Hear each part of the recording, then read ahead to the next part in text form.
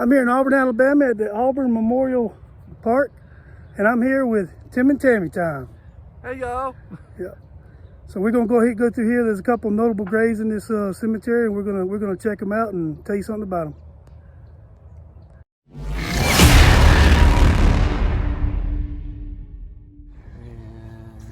What do you know about him? John Alonzo was an actor, and he was more. I think he was more famous for his cinematographer, because it says right there he was a true artist.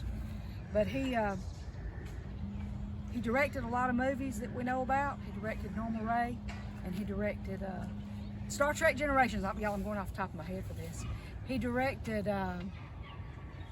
Magnificent Seven. That's what Tim wants. So Yeah, he didn't direct me. He acted. He acted in that. He was one of the villagers in Magnificent Seven. Yeah. Yes, he was. He was Miguel. Miguel. Magnificent Seven. Miguel. So if you see him there, that's John Alonzo. And he was a handsome young man in the Magnificent Seven. But he was in the Twilight Zone, and he was in Alfred Hitchcock Hour. And he's buried here in Auburn, and this is our conundrum here. We don't know why he's buried in Auburn, because he was born in Texas.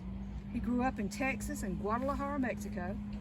He died in California, and somehow he ended up buried in Auburn.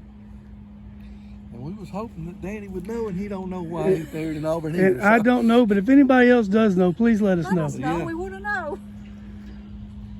His wife is born in Kentucky, and she died in California as well. Which doesn't make any sense. It doesn't. It They doesn't. both died in March of 2000. No, wait, is that? She's 2011. But they both died in March.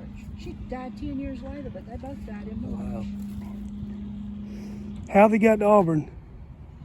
I What can was- imagine maybe their children. Maybe was- they had 3 children. Oh, that might But be he it. had 3 children. Wait a minute, that might not have been hers. That might have been his first. This is his second one.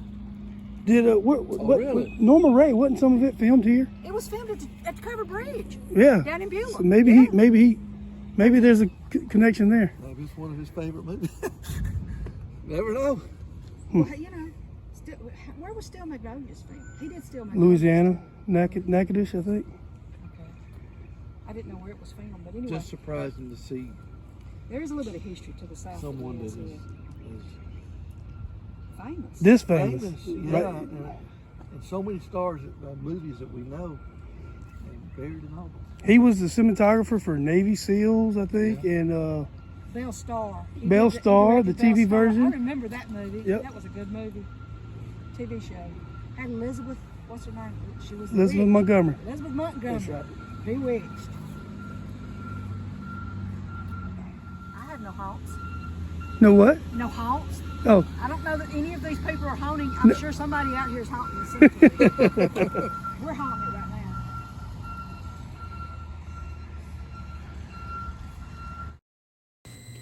I wanted to take a second to go through John Alonzo, some of his things he's accomplished. He acted in TV shows such as Dragnet, Perry Mason, Combat, and The Wild West. He also acted in films The Magnificent Seven in 1960, Terror at Black Falls, 1962. One of his most notable roles was as Louis Gallegos in the 1961 Twilight Zone episode called Dust. Then he was behind the camera as a cameraman for the 1966 film Seconds. He was a cinematographer on several films including Conrad, 1974, Chinatown, 1974, Scarface, 1983, Navy SEALs, 1990, The Grass Harp, 1995, and many others. He was the director of photography on many films including Harold and Maude, 1971, Norma Ray, 1979, Zorro the Gay Blade, 1981, Overboard, 1987, and Still Magnolias in 1989. He directed several films including FM, 1978, and the 1980 TV version of Belle Starr, starring Elizabeth Montgomery. The last film he worked on was Deuces Wild, that was released in 2002. Yeah, I was still living all over the country then. So. What do we know about Shug Jordan? Shug Jordan was the coach at Auburn for quite a while. He was the 1957 national championship winning coach, and he was also the coach. He also coached Pat Sullivan, who won the Heisman. Not sure how long he coached, but he's like our Bear Bryant at Auburn. And Shug Jordan Parkway is named after him. Jordan Hare Stadium is named after him. So, yeah. He's a big deal here. Yeah, he's a big deal here. In fact, he's the biggest deal. He's bigger than that actor over there in Auburn. In Auburn. Yeah, He's a big deal here in Auburn. That's right. Yeah.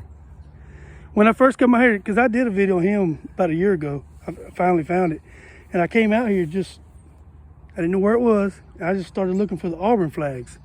So I went to every grave out here with an Auburn flag on it. You see he doesn't have one on it. Yeah. So, Well, that's process of elimination. yeah. And then right over here is another famous guy that's right here.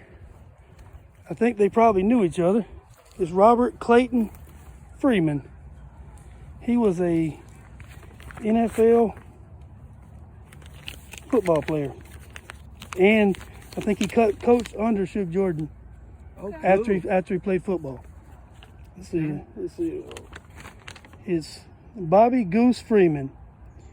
He graduated from Decatur High School, then went to play football with Auburn University from 1951 to 1955. After graduating, he signed with the Canadian Football League, disappointing the Baltimore Colts, who had intended on drafting him. The LA Rams were not deterred and drafted him in the 5th round. Instead of going to the CFL or any team in the NFL, he joined the service in 1956 and played for the Fort Jackson Eagles. He began his NFL career as a halfback and defensive back with the Cleveland Browns. In 1957, Green Bay Packers. He was traded to the Philadelphia Eagles. He won the World Championship. I think that's before the Super Bowl existed. Oh, wow. Won the World Championship in 1960. He finished his career up at the Washington Redskins in 1962. 4 teams in 6 years. He intercepted 15 passes and he had 204 yards. After the NFL, he was a coach at Auburn University for 10 years. Cool. It's very cool. I like his headstone too. Yeah. And that's his son over there, y'all. That's Robert Clayton Freeman Jr. right here. Yeah, it is. And there's a spot here, y'all. There's a grave here. There's a grave here. There is no headstone. There is a Not grave yet, here. anyway. There's no headstone, though. Yep. Probably. He died 10 years after his daddy. I think it's kind of cool. He turned down the NFL to go into service. It is. Very I think cool. It's extremely cool. And this is also a Freeman. So Jennifer Robin. She's my age, but more 1970. Yeah. She died just 8 years ago. Okay. There's room for a grave there, but there's not one that there is one over there. Joe Beckwith, Major League Baseball player. The pitcher for the LA Dodgers and the Kansas City Royals. He played college baseball at Auburn. He was part of 2 World Series championship teams, 1981 and 1985. He was inducted into the Alabama Sports Hall of Fame in 2004. The city of Auburn, Alabama declared April 21st as Joe Beckwith Day. And that also happens to be my anniversary. So that's the Auburn Memorial Park Cemetery, and a lot of the people that's buried here, notable people that's buried here. Of course, everybody's notable, but the ones that find the gravesite is notable. We've checked out. And I got Tim and Tammy Time with me. Appreciate them coming by. Make sure you subscribe, like and subscribe to their channel. If you like anything I do, you're going to love what they do. So make sure you like, share, and subscribe. Comment below. Let me know what you think about the video. And remember, not all those who wander are lost. Thanks for watching.